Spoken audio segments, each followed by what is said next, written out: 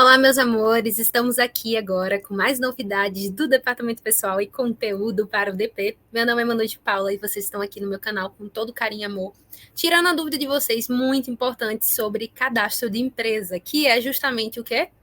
Como definir a classificação tributária das empresas? Porque sim, gente, a folha de pagamento já começa no cadastro. Se você acerta no cadastro, você já começa com o pé direito na folha. Se você já começa errando no cadastro, você já sabe que lá na frente vai ter reflexo no INSS que é gerado, na tributação que é gerada com base na folha. Então é super importante você acertar na classificação tributária, como também toda a composição de cadastro. E é isso que a gente vai ver nesse vídeo aqui. E é claro, se vocês curtiram no final, não deixa de curtir, compartilhar, comentar, para que a plataforma do YouTube entenda que vocês gostaram e liberem cada vez mais vídeos desse canal para vocês. Olha aqui, meus amores, estamos aqui com umas informações cadastrais, certo? A gente está fazendo aqui uma playlist sobre o cadastro do empregador. E eu queria ressaltar essa questão do cadastro, né? Aqui vocês estão vendo o cadastro de uma empresa dentro do sistema Alterdata, mas eu gostaria de deixar muito claro para vocês que, independentemente do sistema que vocês utilizarem, o layout é o mesmo. Por quê? Porque todos os sistemas do DP, independentemente de ser Alterdata, Mastermark, SCI, o que for, eles utilizam o mesmo layout, que é o layout formal do E-Social. Então, o E-Social, gente, ele tem um formato padronizado que todos os sistemas seguem, certo? E o que acontece? Eu estou mostrando aqui com base no Eterdata só porque é mais fácil para mim. Mas seu sistema também tem esses campos para você preencher. Pode ser um layout um pouquinho diferente, mas os campos são o mesmo. Então, independentemente do sistema que você tenha, esses campos para preencher são os mesmos. Você vai ter que preencher lotação, FPAS, RAT, FAP, independentemente do que for. Então, gente, na minha opinião, a folha de pagamento já começa aqui, no envio do primeiro evento pré-social, que é o S1000, que é o cadastro do empregador. E a gente sabe que para enviar esse evento, algumas das informações que são solicitadas estão aqui dentro dessa telinha. Lembrando que a lotação não é enviada no S1000, a lotação é enviada em outro evento, que é o S1020, como estabelecimento é enviado em S1005. Então, nem todas as informações de RAT, de FAP, tudo vai dentro do S1000. Na verdade, vai misturada na primeira fase da social, nos eventos S1000, S1005, S1020 e o evento S1070. Então, esses eventos iniciais de cadastro de empregador é que leva essas informações de lotação, FPAS, CNAE, RAT, FAP e classificação tributária. Mas, como eu estava dizendo, fazer esse correto aqui, transmissão, verificando todos esses dados, isso aqui já é um passo seguro para você enviar a folha no final do mês.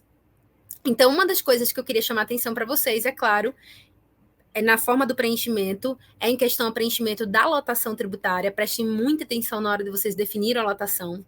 Se vocês quiserem, inclusive, eu posso fazer um vídeo explicando somente sobre lotação tributária.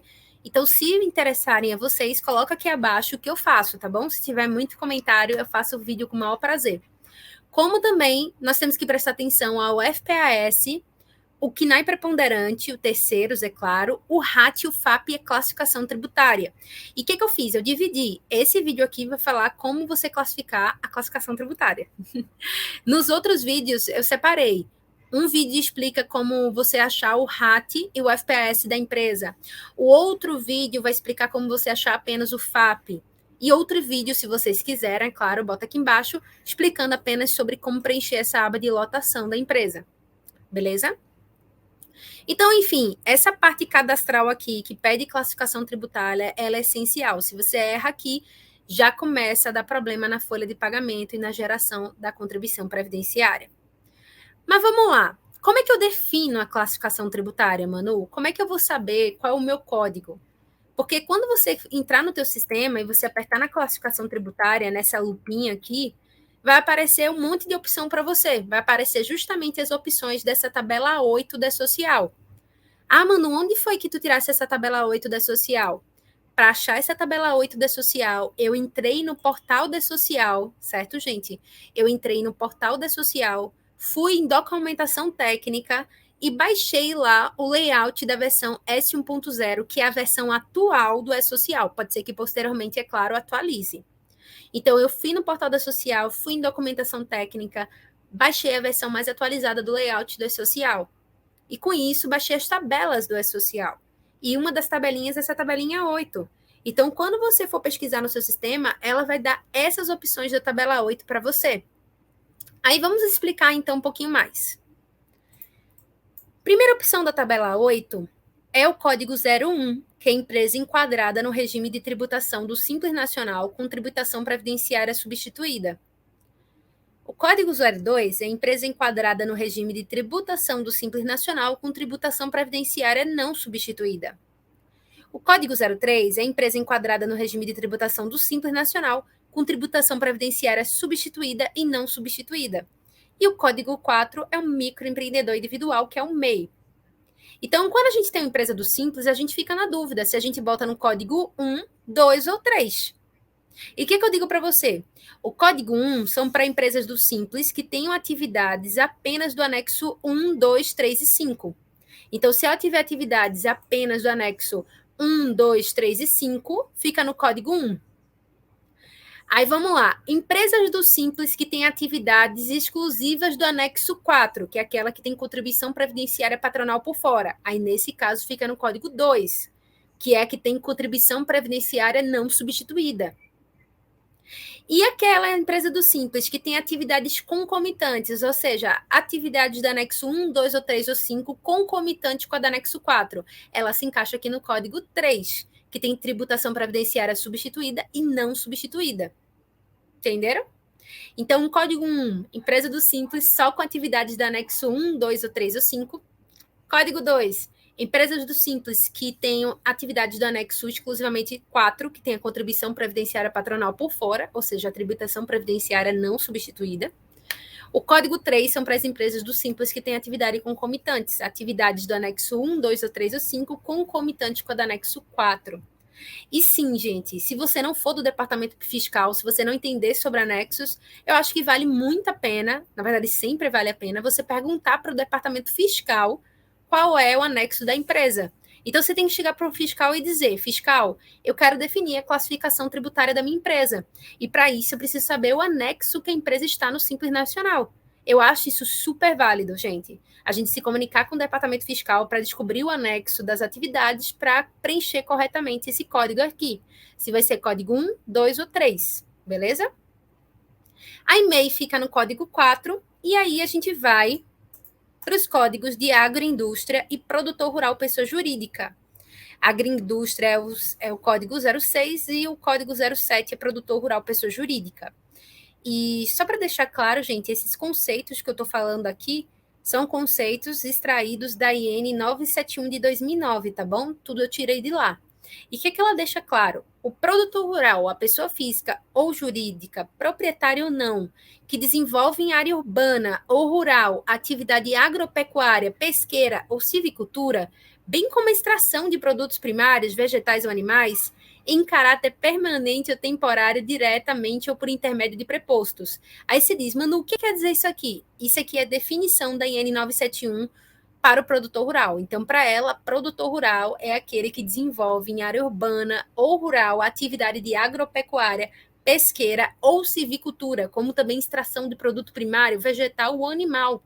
Então, aqui ela está definindo o que é produtor rural para ela. E o que eu deixo claro? Aqueles produtores rurais, pessoas jurídicas, indústrias, que têm o objetivo de transformar matéria-prima advinda de agricultura, silvicultura e pecuária, se encaixam em agroindústria. Então, sim, gente, para você saber se é indústria ou se não é indústria, vocês têm que analisar o KNAI, atividade econômica. Se você vê que o produtor rural, pessoa jurídica, é uma indústria que tem o objetivo de transformar matéria-prima advinda de agricultura, silvicultura ou pecuária, bota no código 06. Se vocês verem com um produtor rural, pessoa jurídica normal, constituído sob a forma de firma individual ou empresário individual, ou até mesmo de sociedade empresária, mas que não tem a parte de indústria, você bota no código 7. Então, tudo é questão se ele transforma ou não transforma matéria-prima. Se ele fizer transformação de matéria-prima, ele é uma indústria, código 6. Se ele não fizer transformação, código 7.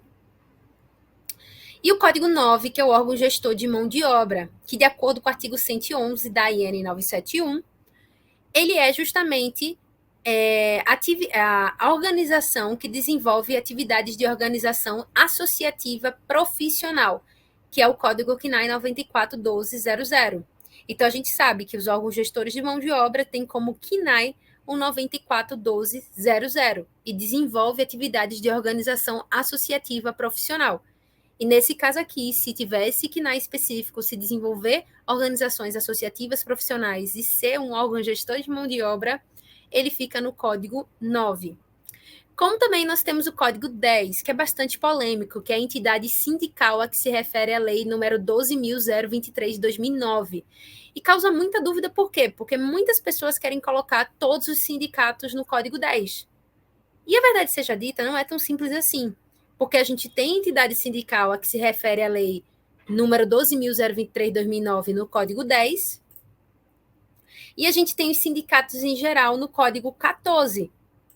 E, por exemplo, eu tenho um cliente meu que é sindicato. Meu cliente que é sindicato, ele não se encaixa nessa legislação que está aqui, ó. Essa lei número 12.023 de 2009. Então, por não se encaixar nessa lei, por ser um sindicato normal, fica no Código 14, que é sindicatos em geral.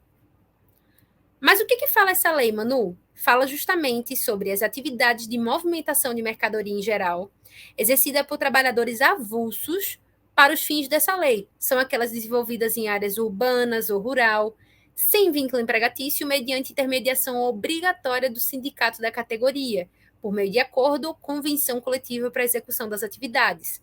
Então, o tipo de sindicato que se refere a essa lei aqui, que é um sindicato que intermedia a relação com trabalhadores avulsos, se encaixa no Código 10. Se for um sindicato que se encaixa nessa lei, fica no Código 10. Se for um sindicato em geral, fica no Código 14. Tá claro isso aqui, gente? É muita coisa, né? Por isso que eu trouxe esse apoio aqui de material para que vocês possam enxergar. Porque eu entendo que tem pessoas que são, assim, escutando, já pegam todas as informações, mas tem outras pessoas que só lendo conseguem realmente entender. Eu só consigo entender se eu estiver lendo. Se eu só escutar, eu não consigo entender. Então, para mim aqui é super importante ter esse apoio de material, porque senão vocês estariam bastante perdidos. Então, eu espero que vocês estejam gostando, tá? Bota aí embaixo para mim, que eu vou adorar ver os comentários. Aí o código 11. O que é o código 11? Ele é de associação desportiva que mantém clube de futebol profissional. Ou seja, a associação desportiva que mantém clube de futebol profissional, filiada à federação de futebol do respectivo estado, ainda que mantenha outras modalidades desportivas e que seja organizada na forma da lei número 9.615 de 1998. Então, sim, gente, se a gente tiver uma associação desportiva que tem clube de futebol profissional, pode ter outros também, vôlei, basquete, mas que tenha clube de futebol profissional, fica no código 11. Às vezes a pessoa tem uma associação desportiva, mas ela não tem clube de futebol profissional. Gente, se não tem clube de futebol profissional, não se encaixa no código 11.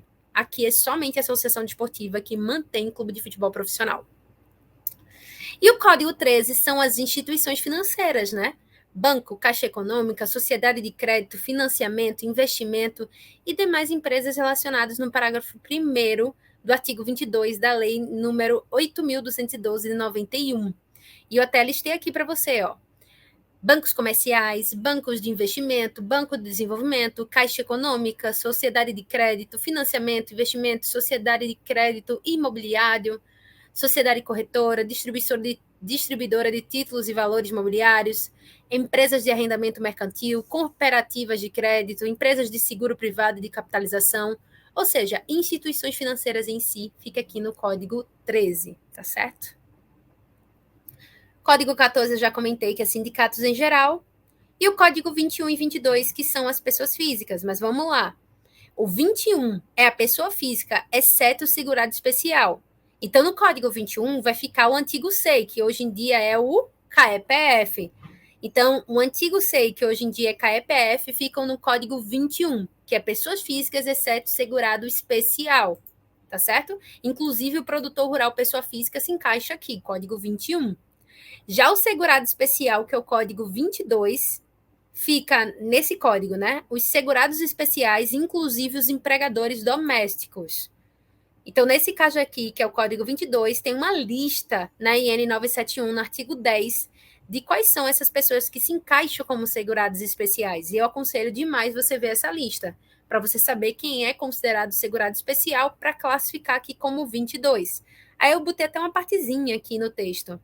Deve contribuir obrigatoriamente na qualidade de segurado especial a pessoa física residente em imóvel rural ou em aglomerado urbano ou rural próximo a ele, que individualmente ou em regime de economia familiar, ainda que com auxílio eventual de terceiros, na condição de produtor, seja proprietário, usufrutuário, possuidor, assentado, parceiro, meeiro, ortegados, comodatário ou arrendatário rurais, que explore atividades de agropecuária em área contínua ou não, de até 4 módulos fiscais, ou de seringueiro ou extravista vegetal na coleta e extração de modo sustentável de recursos naturais renováveis. Ou seja, gente, tem uma lista aqui de produtores, agropecuários, seringueiros, pescadores que se encaixam como segurado especial e que, portanto, estariam nesse código 22. E relaxem, viu, gente? Agora tá acabando, tá? Estamos chegando aí no final. Só falta mais alguns aqui, mas eu fiz questão de detalhar toda a tabela 8 com vocês, para vocês não terem dúvida nenhuma. Aí vamos lá, código 60, missão diplomática ou repartição consular de carreira estrangeira. Então, nesse código 60 se encaixa as empresas que têm missões diplomáticas, as instituições que têm missões diplomáticas, que é justamente aquelas entidades que representam um Estado soberano ou uma organização internacional. Então, aqui fica as missões diplomáticas ou repartições consular de carreira estrangeira que representam um Estado soberano ou uma organização internacional. Fica aqui no código 60. No código 70, ele é um pouco estranho. São empresas de que trata o decreto número 5.436 de 2005. Então, aqui ficam as entidades internacionais focadas na operação e lançamento do veículo de lançamento Ciclone 4 do centro de lançamento. Então, aqui, meus amores, nesse código 70, fica apenas as empresas que estão envolvidas nesse lançamento de veículo, que é o Ciclone 4. Então, todas as empresas que se envolveram internacionalmente aqui no Brasil com esse lançamento desse veículo, que é o Ciclone 4, se encaixam aí no código 70. Inclusive, esse decreto, gente, ele foi até revogado. Eu não sei nem por que continua esse código 70 que não é social, mas esse decreto realmente foi revogado e eu não sei nem como é que está esse projeto de lançamento de veículo. Mas, enfim, todas as empresas relacionadas a esse lançamento de veículo Ciclone 4 fica aqui no código 70. E o código 80 são as entidades beneficentes de assistência social isenta de contribuição. E, gente, cá entre nós, é nessa hora que costuma acontecer um bocado de confusão. Por quê? Porque muitas vezes a pessoa tem uma ONG, uma associação, uma paróquia, uma igreja, e acha que se encaixa aqui no Código 80, que é a entidade beneficente de assistência social isenta de contribuição social. Então, às vezes, a pessoa tem uma entidade sem fim lucrativo, tem uma ONG, tem uma associação, tem uma paróquia, tem uma igreja, e acha que se encaixa aqui no Código 80. Mas você tem que lembrar que a entidade beneficente de assistência social, de acordo com a IN 971, é bem claro que a entidade beneficente de assistência social é aquela que é certificada na forma da Lei número 12.101 de 2009, que fará jus à isenção das contribuições de que tratam os artigos 22 e 23 da Lei número 8.212 de 91, desde que cumpra os requisitos estabelecidos na Lei na IN 971 de 2009. Então, o que eu estou querendo dizer? Não é toda entidade sem fim lucrativo que se encaixa no Código 80. Só se encaixa no Código 80 as entidades sem fim lucrativos que estejam certificadas pelo SEBAS, porque é o SEBAS que é identificado nessa lei número 12.101. Então, não é toda a ONG, paróquia, igreja que é Código 80. Tem que analisar as entidades sem fins lucrativos que têm o certificado do SEBAS, que dá a eles mais isenções relacionadas à contribuição previdenciária. E não é uma coisa fácil de conseguir esse certificado. Porque como dá mais isenção de contribuições previdenciárias patronais, é uma coisa difícil e exige uma imensa prestação de conta. Então, não é toda entidade sem fim lucrativo que tem o SEBAS, muito pelo contrário. É delimitada as atividades que podem pedir o certificado e tem uma enorme prestação de conta que você tem que fazer. Então, aqui no Código 80, é apenas entidade sem fim lucrativo certificada pelo SEBAS, que dá umas isenções de contribuição previdenciária patronal a mais, dá mais benefício para a entidade sem fim lucrativo. Tá certo, gente? Ah, Manu, mas se eu tiver um condomínio, se eu tiver uma entidade sem fim lucrativo normal, que não tem o SEBAS, não tem esse certificado, que é chamado de SEBAS, onde é que ele fica? No Código 99. Na verdade, fica no Código 99, que é pessoas jurídicas em geral, todas as pessoas jurídicas que não se encaixaram em nenhum código anterior. Então, todas as entidades sem fim lucrativos que não se encaixarem em códigos anteriores, que não tem o SEBAS, que não é um sindicato, fica no 99. Condomínio, 99. ONGs que não têm SEBAS, 99. Pessoas jurídicas de lucro presumido e real. Pessoas jurídicas de lucro presumido e real que não se encaixam nas opções anteriores, ficam também no Código 99. Ficam empresas tributadas pelo lucro presumido, real, cooperativa e outras não enquadradas nos itens anteriores. E o Código 85 é de administração direta da União, Estados, Distrito Federal e município. E com isso, nem acreditem, nós terminamos a tabela de classificação tributária. E eu espero que tenha sido proveitoso para vocês e que agora, com base nisso, vocês possam aproveitar e rever suas classificações tributárias, tá bom? Enfim, foi um prazer para mim estar com vocês. Coloquem aí abaixo se vocês vão querer vídeos relacionados à lotação tributária também. E se vocês curtiram, não deixe de deixar um comentário, uma curtida, para que a gente chegue a mais pessoas do departamento pessoal, sempre ajudando com bastante conteúdo técnico, tá bom? Mil beijinhos para vocês e agora nós vamos para os próximos vídeos.